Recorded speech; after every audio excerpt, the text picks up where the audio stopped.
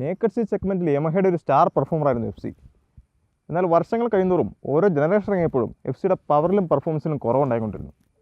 ഇത് പലരെയും മറ്റ് സെഗ്മെൻറ്റുകളിലേക്കും മറ്റ് ബ്രാൻഡുകളിലേക്കും പോകാൻ പ്രേരിപ്പിച്ചു. ഇതിനൊരു പരിഹാരം എന്നതുപോലെയാണ് യമഹ 2019 പുതിയൊരു നേക്കഡ് സീറ്റ് ഇന്ത്യയിൽ ലോഞ്ച് ചെയ്യുന്നത്. RM5 വിത്തിയുടെ എഞ്ചിനും MT ഓണാൻ്റെ ഡിസൈൻ എലമെൻസും കൂടി ചേർന്ന് നമുക്ക് ലഭിച്ചാണ് MT15 or master of torque 15. ഇന്ന് നമ്മൾ നോക്കാൻ പോകുന്നത് പെർഫോമൻസ് ആഗ്രഹിക്കുന്നതിന് സാറ്റിസ്ഫൈ ചെയ്യാൻ MT15 ആകുമെന്നുള്ളതാണ്. You are watching auto being let's breathe auto.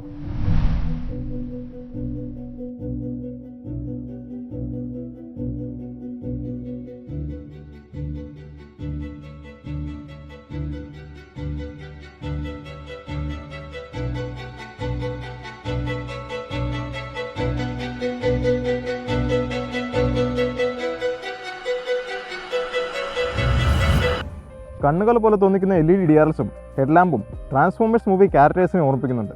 Headlamp bi ഫംഗ്ഷണലാണ്, അതായത് ഹൈ ബീമും ലോ ബീമും സിംഗിൾ യൂണിറ്റിലാണ് ഇൻറ്റഗ്രേറ്റ് ചെയ്തിരിക്കുന്നത്. ഹെഡ്ലാമ്പ് പെർഫോമൻസിലേക്ക് വന്നു കഴിഞ്ഞാൽ ഹെഡ്ലാമ്പ് ഒരു വൈഡ് ഏരിയ കവർ ചെയ്യുന്നുണ്ട്, പക്ഷേ ഇൻറ്റൻസിറ്റി ഇതിൻ്റെ കുറവാണ്, പ്രത്യേകിച്ച് ഓപ്പോസിറ്റ് ഇരുന്ന വാഹനങ്ങളുടെ ലൈറ്റ് കൂടി വരുമ്പോൾ. Clear lens tail lamp LED ആണ്, എന്നാൽ ഇൻഡിക്കേറ്റേഴ്സ് ഹാലജനാണ് കൊടുത്തിരിക്കുന്നത്. ഇൻ്റർനാഷണൽ വേരിയൻറ്റിലെ USD ഫോക്സ് ഇന്ത്യൻ വേരിയൻറ്റിൽ കൺവെൻഷണൽ ടെലിസ്കോപ്പിക് ഫോക്സായി മാറി.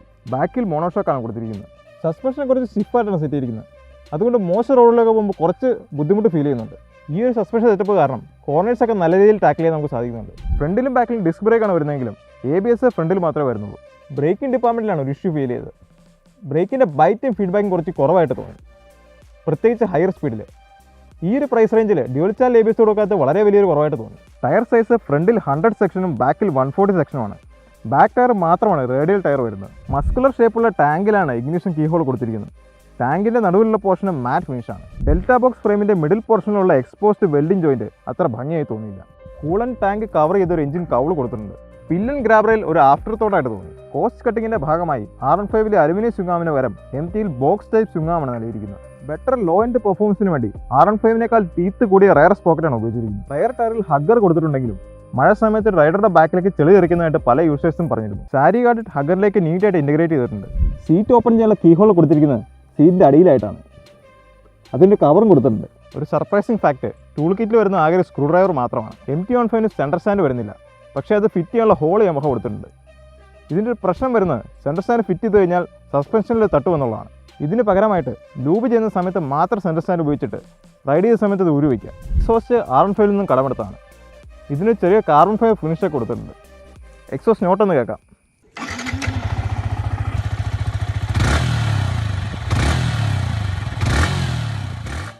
Side stand engine cut off switch കൊടുത്ത് വളരെ നല്ല അഡീഷനാണ്. സീറ്റ് കുറച്ച് ഹാർഡാണ്. സിംഗിൾ പീസ് യൂണിറ്റ് ആണെങ്കിലും റൈഡർക്ക് മാത്രമാണ് കുറച്ച് സ്പേസ് ഉള്ളത്.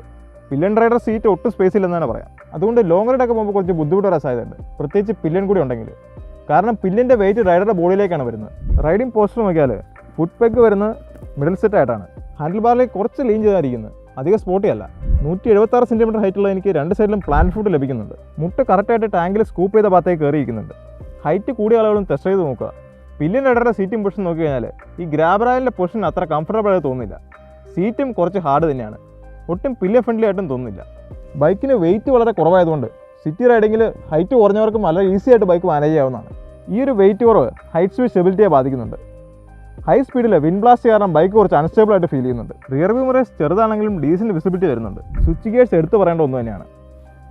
ഹൈ ബീം ലോ ബീം, അതിൽ തന്നെ ഇൻഡിക്കേറ്റ് ചെയ്തിരിക്കുന്ന പാസ് സ്വിച്ച്, ഹോണിൻ്റെ സ്വിച്ച് നടുക്കാണ് വരുന്നത്. ഇൻഡിക്കേറ്റേഴ്സ് താഴെയും. ഇത് ഇൻവെർട്ടറാണ്.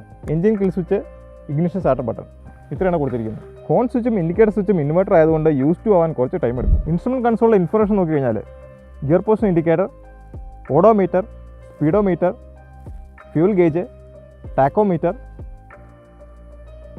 2 trip meters, trip F, time,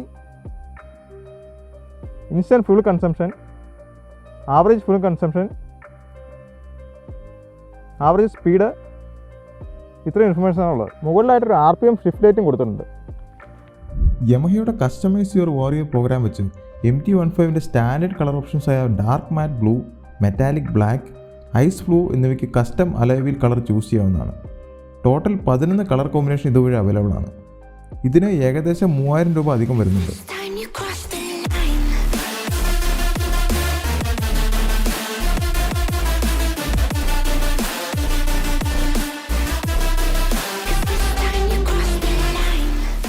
engine പെർഫോമൻസിലേക്ക് വന്നു കഴിഞ്ഞാൽ ഡീസൻ്റായ ലോ ആൻഡ് ടോർക്ക് എഞ്ചിൻ തരുന്നുണ്ട്. ഹയർ ഗിയറിലൊക്കെ കുറഞ്ഞ സ്പീഡിലും പോകാൻ സാധിക്കുന്നുണ്ട്. പവർ ഡെലിവറി വളരെ ലീനിയറാണ്, ഒട്ടും പേടിപ്പെടുത്തുന്നില്ല. അതുകൊണ്ട് ബിഗിനേഴ്സിനൊക്കെ അത്യാവശ്യം മാനേജ് ചെയ്യാവുന്നതാണ്.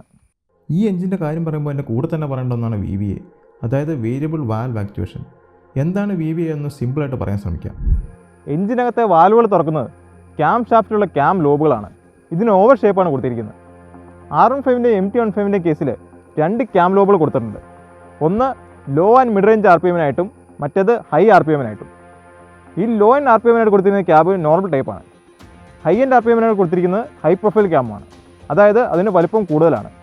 7500 RPM കഴിയുമ്പോൾ നോർമൽ ക്യാമിൽ നിന്നും രണ്ടാമത്തെ ക്യാമിലേക്ക്, അതായത് ഹൈ പ്രൊഫൈൽ ക്യാമിലേക്ക് ഈ എഞ്ചിൻ ഷിഫ്റ്റ് ആവും. അങ്ങനെ കൂടുതൽ വാൽവ് ഓപ്പണായി കൂടുതൽ എയർ ഫ്യൂൽ മിക്സർ എഞ്ചിനകത്തേക്ക് ഇൻടേക്ക് ചെയ്യാൻ സാധിക്കും. ഇങ്ങനെ കൂടുതൽ പവർ പ്രൊഡ്യൂസ് ചെയ്യാൻ സാധിക്കും.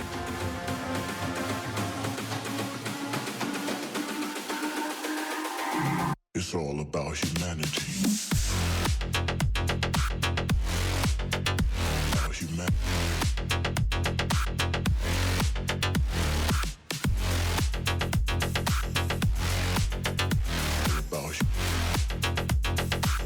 It's all about humanity.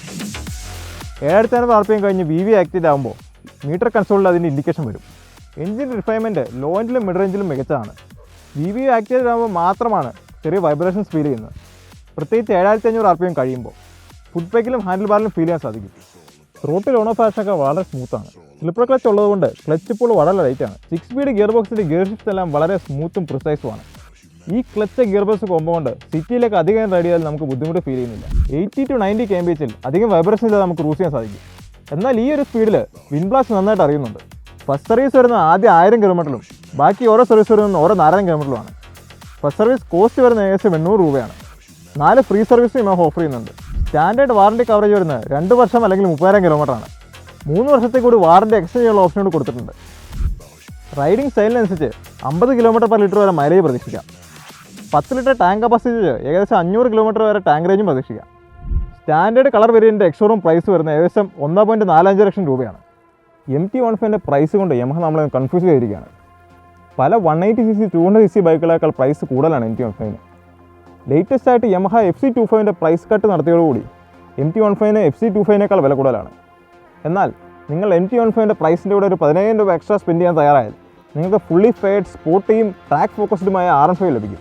ഇതിൽ നിങ്ങൾക്ക് ഡ്യുവൽ ചാനൽ ABS-ഉം അലുമിനിയം സുങ്ങാമും ലഭിക്കുന്നുണ്ട്.